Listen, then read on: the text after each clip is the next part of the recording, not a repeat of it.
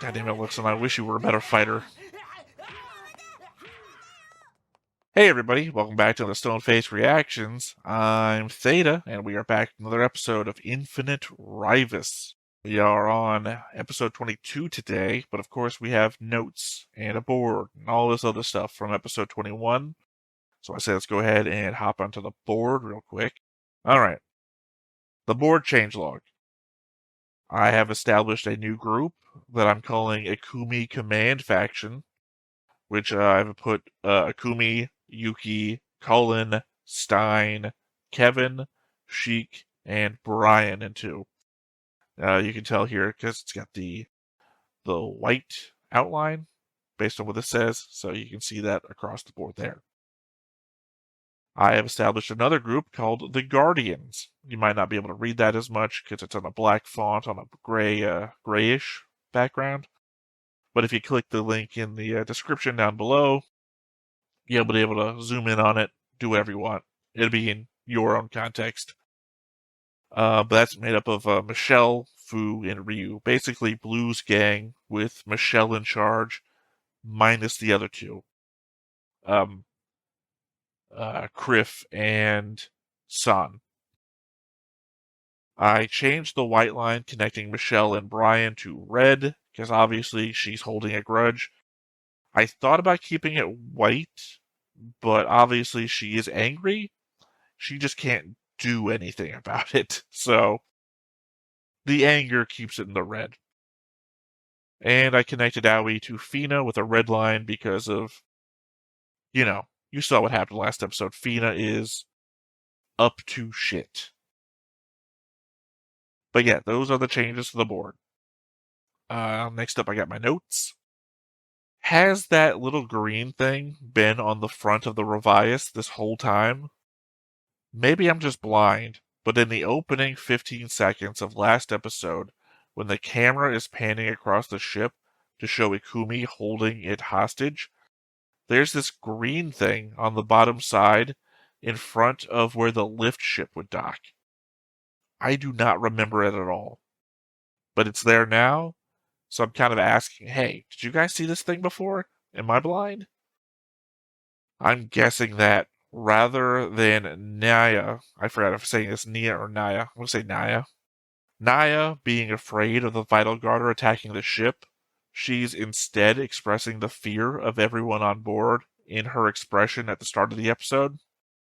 I mean, I've essentially been correct from the start that she's a reflection of the mental states of everyone on board. It seems unlikely that it could be anything else in this instance. I guess Yuki and Cullen were just on the lift ship the entire time.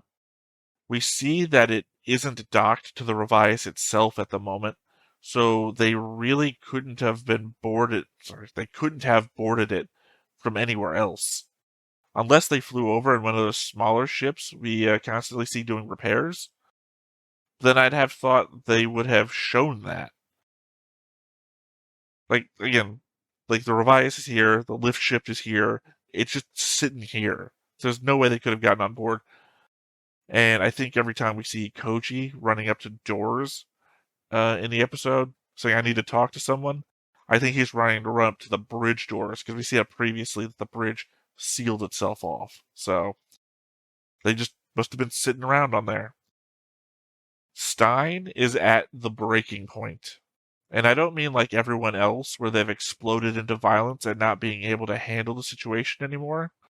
Stein seems like he's on the edge of sanity. I guess that he could also just be elated at the turn of events. He does seem to have a thing for people exerting control, but that look on his face seems to be way beyond that now. I think Charlotte's falling into Stockholm Syndrome. She tried playing with Cole's obsession to use it for her benefit, but Cole was just way more obsessed than she could have imagined, and it started affecting the people around her and isolating her from everyone but him.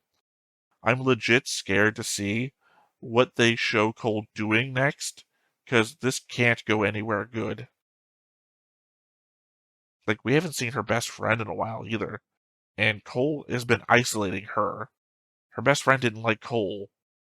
She was worried that Cole, I mean, I don't know, maybe Cole was weird from the begin with, and then this fix is messing with everybody. It just pushed him beyond. Oh no, I just also remembered that I forgot to Raiden. I hope somebody in the comments remembers to tell me this, but Raiden should probably also get a red line with Michelle, Ryu, and where is he? Fu. Because I now remember while I'm doing my notes that there was a scene where he is basically upside down on the ground because he got his butt kicked by the Guardians, who I guess were taking anger out on him or something. I don't know. I guess because he's a new supervisor and they're the Guardians. So two different groups. As much as I love doing my board stuff, there are just so many in-depth things I don't think I can adequately express on the board. Like Izumi's obsession with Akumi goes way beyond a simple purple line. Aoi crying out, "Where are you?" with that manic look on her face. I made the white lines because I was uncertain, but people are fucking losing it on this ship, and that's more than putting them in a faction box or saying they have an ex relationship with such and such person. I may need to rethink the spectrum of character ties in the future to come up with a color wheel spectrum of associations that could better handle this sort of thing. It might be useless in less in depth shows, but it would be good to have it if needed. Would also be good to prevent the same line color overlap that happens all the time on my boards. As always, if you have any ideas, commenters, let me know. I do take inspiration, and sometimes your inspiration, maybe I don't do what you think, but it inspires me to do a thing that I come up with on my own. So I would appreciate thoughts. Seriously, if Koji is actually set on protecting Aoi, and she's having a breakdown crying when she's left alone, then damn man, take her with you. I know the rest of the ship is dangerous too, but you do have a gun. It's not the best position to be in, but leaving her alone just seems worse. She can't handle being alone right now, and staying in that room by herself isn't safe. At least you'd know where she was and what's happening if she was next to you. And I wrote this before we got to the part of the episode where Fina sends somebody in to attack Aoi. So the room not being safe, it was never safe. It's literally just a bunch of like rags hanging in front of a door. I'm surprised they didn't like put a bed in front of the door or something. It feels like everyone on the ship is either related to someone super important or is an orphan. Thinking back to episode 1, I mentioned how Yuki and Koji's dad wasn't listed on their home's plaque. I believe Kriff also mentioned that Koji was the son of a swindler. Can't wait to find out that Koji and Yuki are sons of the president, or Conrad, or something. Funny little thought, but Luxon is kind of the model crew member in Akumi's society. He not only doesn't pick fights, he does his job no matter what is going on, and actively suffers to try and protect the person important to him against those people who would pick fights. As I said, the best captain in the lineup, and yet still not allowed on the bridge. And to the previous comment, Luxon, also the son of a very important person. And I believe Stein was an orphan who Luxon's dad took in. So Koji not using the gun to force people to listen to him or defend himself because it wouldn't be on equal measure of force just has us waiting for the moment to arise where he would consider an equal measure of force to be appropriate.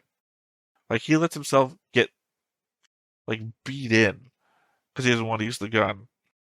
So what's going to happen for that to happen? Like, is Aoi directly going to have to be threatened before he shoots somebody? Koji specifically says he wants to stay away from his mom.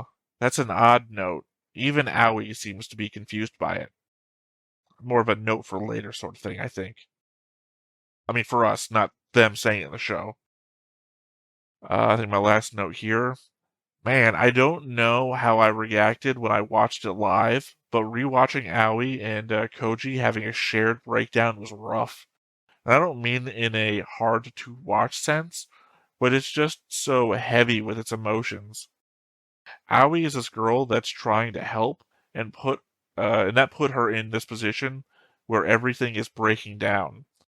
At least one aspect of Koji is this guy that puts on a face in front of everyone and regards how bad shit gets. It doesn't let it show. And here they are, both crying about how bad things have gotten. Like Koji's sentiment of we don't need the future, we need just right now. I don't know when we take that.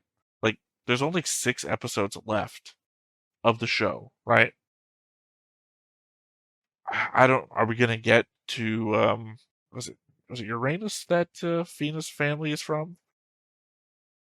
We're either gonna get there because it's like what, a month away, and that's gonna turn out to be a thing, or we're never gonna make it at all.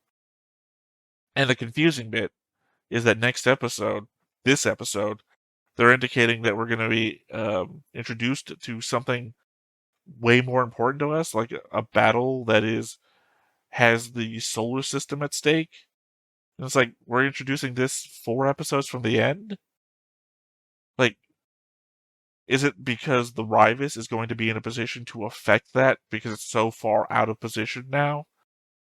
And that's just a coincidence of events? Or is it going to be the Ryvius is never coming back from this and we wanted to develop these characters to a point so that when they all get lost, because I don't know how else to phrase that, we know exactly what each character is about or is going through to know why each thing is going to happen. I don't know. I don't know, but I guess the only way to find out is to watch, so I guess let's go ahead and hop on in and see what happens now. But before we get started, Make sure that you hit the like button. hit that subscribe button. Comment down below to feed that algorithm. On top of all that, if you want to watch more shows like this, unfiltered, Uncensored. And uncut. as well as some early access stuff, You can check it out over on the Patreon. It's just $5 a month, but hey, no pressure. There's zero pressure in order to do that. It's just a little bit of extra support, and it would be greatly appreciated.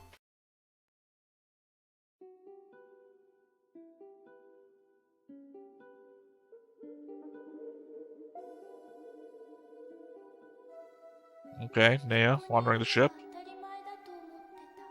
あの日以来罰が悪くてあんまり会いたくなかった。世話を焼いてるつもりだった。うざったかった。でも違うんだね。でも違った。あ、そうだった。気持ちいいのに慣れてたんだね。よっかかってたんだな。気づかなかった。ようやくわかった。俺が君が I guess we've finally come together on this.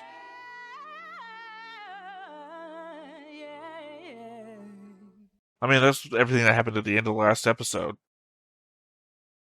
So, I guess we're solidified here, but I have to wonder what the fuck Yuki is going to do.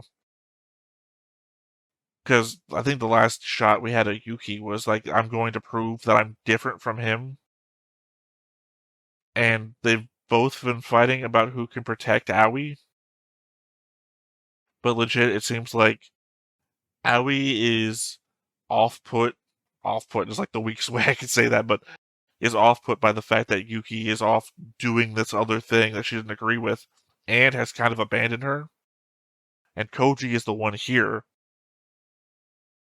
And, I think Yuki's going to be pissed off that Koji has done to Fina, apparently to what he did to a different girl in the past. Just repeating his cycle of pain, and maybe is worried that he'll do it to Aoi too.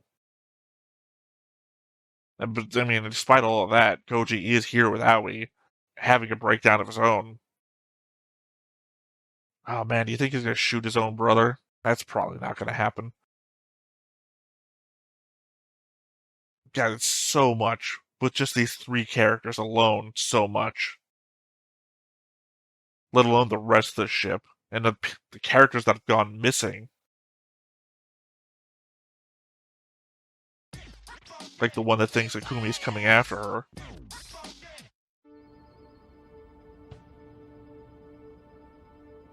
私は見ていた。ずっと見続けていた。何もわからないまま。私へのザラザラとしたものを感じた時から。 But she sensed Conrad? Was that the thing?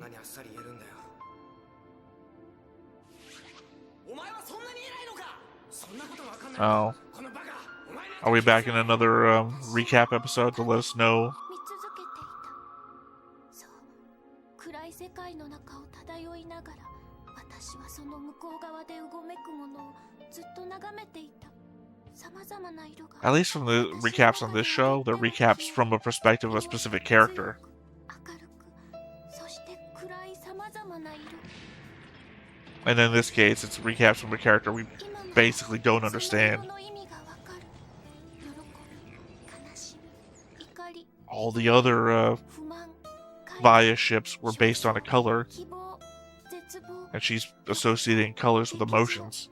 殺意、恍惚、嫉妬、歓喜、妬み、悲嘆、望み、様々な強い人の心を感じた。ここにいる多くの人を私は感じられるようになっていた。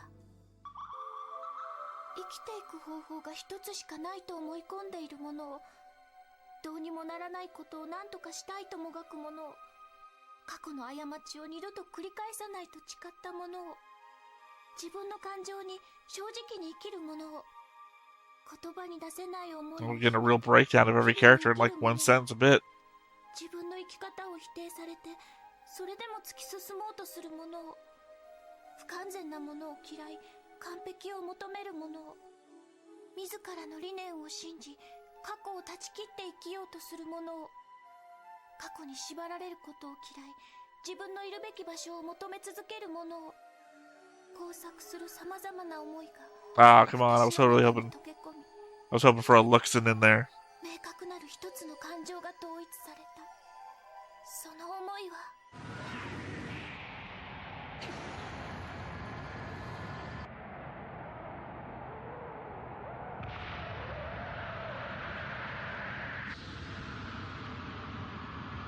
Just from it originally emerged. 死にたくない。 Yeah. 生きていたい。 Because they should be like それだけの思い。 Seer 5 or something right now. それで私の目覚めが終わることはなかった。 Yeah, because that's Yuki looking at the ship.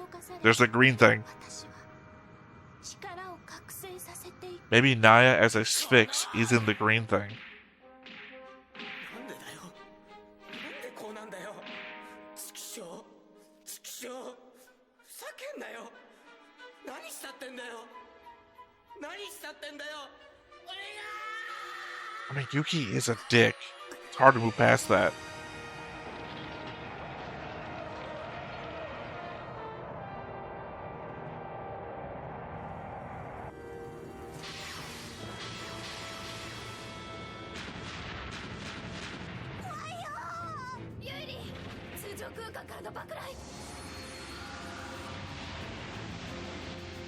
Ran has a whole thing going on too, where she hates men all of a sudden, where she never like described that before.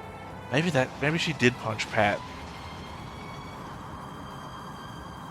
Maybe she's recognizing Pat's more than a child. He's also a male child. I don't know. Also, just noticed the green thing in that last shot too. Maybe I've been blind this whole time. 優しくしたいのに、そばにいたいのに、近くにいたいのに、つながっていたいのに、一緒にいたいだけなのに、それを拒む者が現れる。 Is this the shared sensation that everybody has, that they don't want to be alone? They all want to be with somebody? 早く、早く、早く。なんだこれ。こっちと全然違う。ドリルがくっついてんぞ。これが敵のバイタルガーダーか。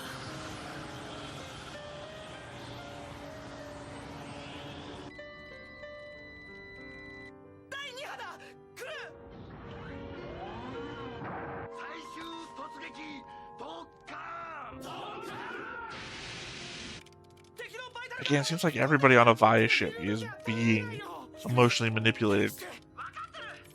But the other ships are able to keep going.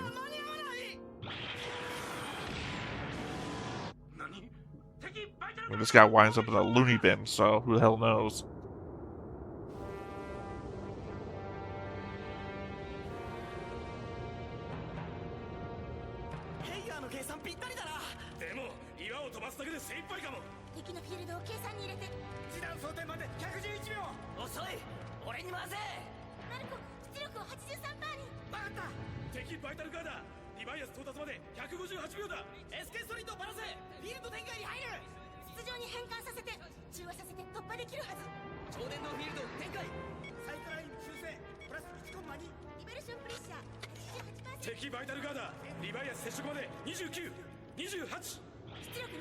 I wonder if the rest of the Ryvius ship can be merged with the Vital Garter.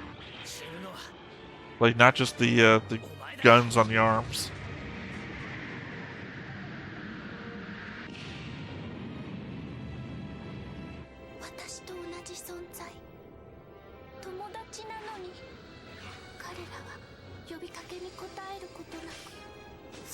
Okay, Naya, referencing the other Sphinx ships, are as being the same, but not being able to respond. Maybe this is like a spaceship version of Evangelion. Right, the Evangelion is basically a restrained, enslaved angel. You know, with the pod thing inside of it. So the Sphinx that we have here are being enslaved.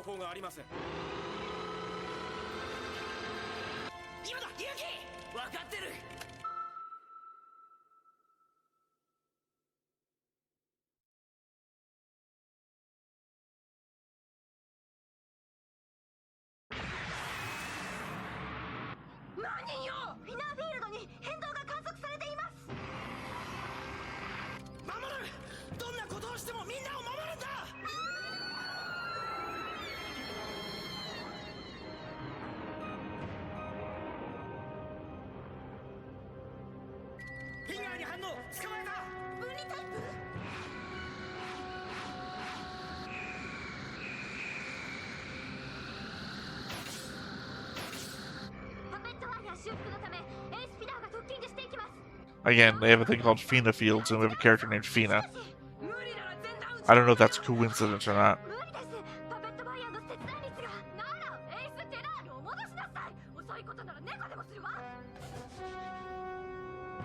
I also think the Sphinx might just be the, like, brains of those creatures that are down in, like, Seer 5. And they're, like, taking the brains out of the creatures and, like, putting them into the ships.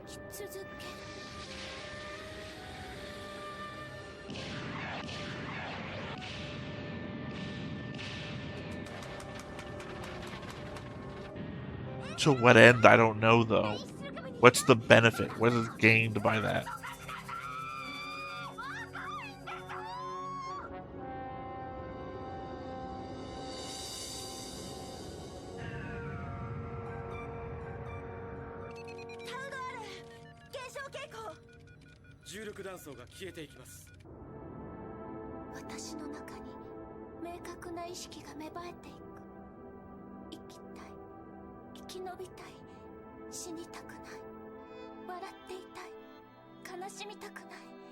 Again, though, how much of this is their thought? By their, I mean Naya. And how much of it is their thought? By which I mean everybody on the ship.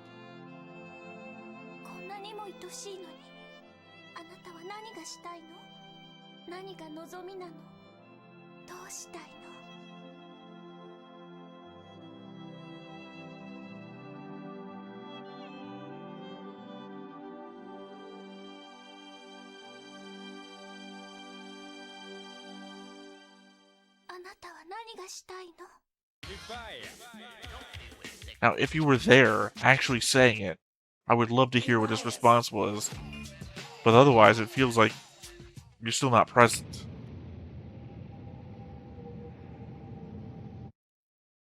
16時間前に発生した大型のニュートリノバーストは午後5時23分に地球圏へ到達します。到達後約30時間ほど通常通信が使用不能になりますので、緊急連絡は SK 回線を開いてください。こうやって会うのは何年ぶりになるかな、下村。昔話をしに来たわけではない。いいや、してもらおう。12年前、貴様たちがブラティカ、いや、リバイアスを奪った理由を。強すぎる力は愚行を招く。均衡が必要だ。武力制圧など考えておらんよ。ナンセンスも甚だしい。ではなぜバイア艦を使う？操船者のほとんどがスフィクスからのバックヤードを受けて精神崩壊を起こすというのだ。Backyard? やはり知っていたか。貴様らにモラルがあるとはとても思えん。バイアは存在として未知すぎる。行動は慎重であってしかるべきだ。I feel like that must have been a test to expose a bunch of kids to it by building a whole school around it. 何を？数千年後、第二のゲドルトフェノメーンが起こった時、間違いなく太陽系は滅びる。人類が生き延びるためにはバイアが必要だ。I feel like I had a whole thing about this before. 通常航行を続けていられるリバイアスが。子供が乗っていると知っていてもか。私が入手したそちらの内部資料だ。リバイアスは The ones we saw with blood on them. 動かされている。それらしい報告は受けていたよ。確証はなかったが。だったら今すぐ子供たちを。それはできん。何？たとえそれが事実だとしても、この好機を見逃すことはできん。私たちは今できることをして未来へ財産を残さなければならない。リバイアスに太陽系の運命がかかっている。しかし人道的意志に反しすぎている。子供たちを犠牲にするなど。 Especially to protect them against an event that's going to happen in several thousand years. しかし誰かがその愚かな行為の礎とならぬ限り人類に未来はない。保護してでも対応できるはずだ。これは太陽系同盟最高評議会の決定事項でもある。しかしリバイアスの軌道が偶然の産物だとしても我々は希望を手に入れることができた。今目先の感情でその灯火を消すわけにはいかない。リバイアスが真に目覚めるのであればどんな犠牲も厭わない。たとえ裁かれようとも後世まで罵られようともそれだけの覚悟はできている。 Is its true awakening going to be that much different from the awakening of every other Vyas ship, though? Oh, there she is. At least now she's part of the cult now, though.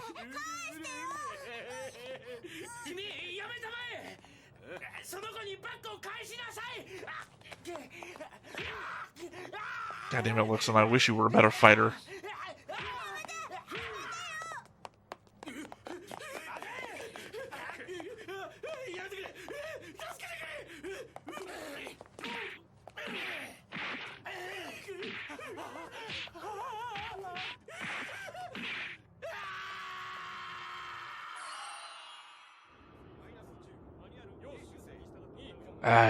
I don't know how to feel about this. Again, at least Luxon is... バイヤプロジェクト？平たく言うと重力制御を行えるバイヤ艦を使い太陽系が滅びる前に外洋に脱出しようという計画だ。In 7,000 years, you could build generational ships. 本当だったのですね。我々の船はゲドルトの中にいる生物を母体にしていると。それがバイヤだ。生物が発生した原因は分かっていない。ゲドルトフェノメーンの直前、太陽に何らかの地生態が接触したという学説もあるが、今はそんなことはどうでもいい。人類が必要としたのは未知なる力、バイヤの力だ。知っているか？ゲドルトにいるバイヤを捕獲するために数十万の人材が投入され、8割の人間が死んだ。 How did you even get that deep without the gravity control? バイヤ艦が必要だった。やがて来る未来のために。6隻のバイヤ艦の建造に私たちは成功した。しかし乗り込んだクルーは全員精神崩壊を起こし、さらにリバイアスは一度しか起動しなかった。あれだけの犠牲を払ったというのに。 I mean, essentially everything I've been saying so far has been correct, as it turns out. ある事件をきっかけにしてリヴァイアスは突如として目覚めた。我々の作戦ですね。ああ、そうだ。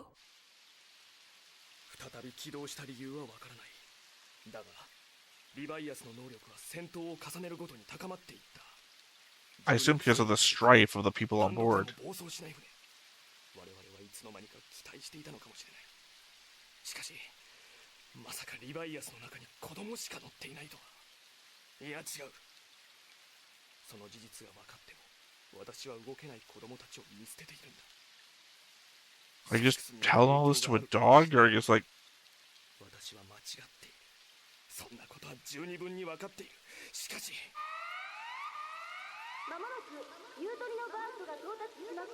人体に影響が出る可能性がありますので、外にいる方は直ちに建物の中へ避難してください。 Isn't that what the whole thing in orbit is supposed to protect against?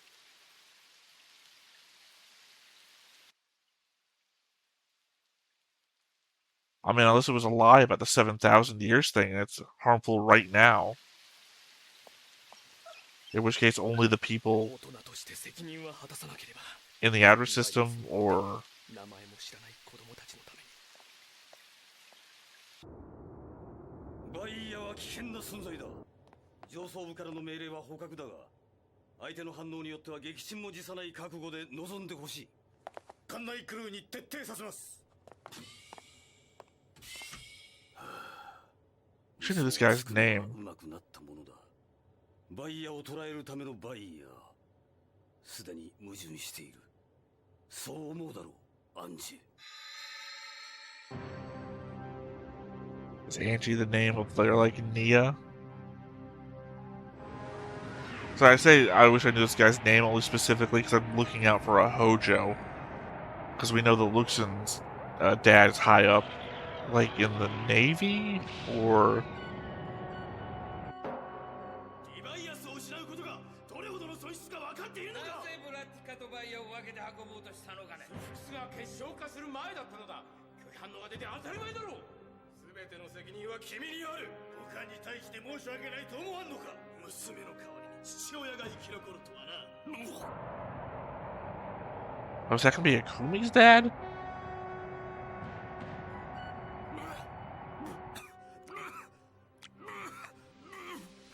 The hawk of the father survived instead of the daughter thing, making me think of Akumi and his sister, who did die in space as well.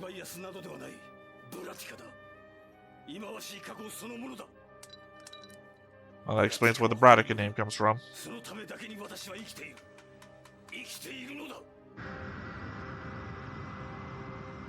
So did their Sphinx take the form of Angie, his daughter? Because if it is, that's obsession, still. 守らないといけない奴がいるなら、この偽善者が。俺はヘコヘコしてばっかの兄貴とは違う。自分の意志で行動してる。何もしねえくせに主張ばかりしやがって。しかもそれで何かをしたつもりで嫌がる。見捨てねえぞ、絶対に。俺のせいだ。くそ、いつまでこんなこと繰り返せばいいんだ。答えろ、コウジ。どうなんだよ、答えてみろ。ユキ、イクミ、お前らの言ってることが正しいと思えてくる。気分が、思いがリヴァイアスに取り込まれていくように。でも相葉君もイクミ君に引っ張られてるじゃない。コウジ君はそういうキャラじゃない。 This guy's a bad influence. I don't have any problems with this guy. 僕らみたいなのはおとなしくしてた方がいいと思う。 Because I have no problems with that philosophy. It's just, he's a bad influence for a character you want to take action. リヴァイアスじゃ俺みたいな考え方をしたらいけないのか。会話を一方的にやめないで。言いたいことがあったらちゃんと言って。そうじゃなきゃわかんないよ。繋がんないよ。そうでしょ。お願い、コウジ。葵。そんなことない。やりたいことに優先順位をつけて努力しなくてもいいから覚悟を決めるの。それだけで大抵のことはできるわ。そろそろ腹ぐらいくくれ。覚悟か。それに興味もある。 Well, there you go. 100% confirmation he does still have it. How much you want to bet that Blue is playing a vicious joke and that thing has no bullets left in it? I'm gonna have a field day when it comes to notes, because I'm going to be going back and forth on all of my notes that I've made guesses about things that were confirmed in this episode or had questions that this episode answers, like why Bradica and why not. Was that actually Conrad? Was that guy's name Conrad? Because he doesn't look like the Conrad I remember. But then again, he could have gotten skinnier, or the fact that I'm used to seeing like a giant spacesuit. That could be he looks just different because I don't see him in a spacesuit. But yeah, that has to be Conrad because that would have explained his obsession. And Conrad's the one calling it Bradica all the time. I don't think anybody else called it Bradica except for those guys in the politics room. Sorry, I don't know what to call it. I can't think of a name. 初めて会った時いいやつだと思った。俺を理解してくれたし、俺も奴を理解しようとした。けどちぎれた過去が、悲しみの痕跡が郁美と俺とのたもとを分かつ。友情なんて信じてなかったけど、でも I mean, God, that's also a concerning, like, last image for me here. The Ran with Pat, because I still don't know what's going on with that thing. But what I would expect to happen next episode, beyond Conrad coming after them, is the element that Koji is finally going to pull out the gun and try to make a change. And that Koji is not a fighter. He is not our perspective character when it comes to forcing things to happen. So he's going to pull out the gun. He's going to get his ass kicked. And then that gun is going to start making its way across people who are able to take it. And people are just going to start dying on the ship. Can you imagine anyone who doesn't agree with Akumi right now? They're going to get into a fight or they're going to kill somebody, and Akumi is going to send people, and those people are going to get killed by a gun. This isn't like the infiltrators who were just killing people very specifically. This is, I don't know, it seems to be infinite bullet gun. Because, you know, Blue shot that ghost girl, Nea, sorry, a bunch of times. I don't know. I do not know. Again, my interpretation here is that this ship is just going to turn into a ghost ship. There's going to be nobody alive on it. We haven't addressed the idea that they are running out of food in a long time. But we did address that a long time ago. I wish I had kept track of dates. Because very specifically, Julie, last episode, I did take a note about this. Julie said what date it was when she was jotting down her stuff. Actually, let me take a quick look at my notes. I might have said something for like the first episode.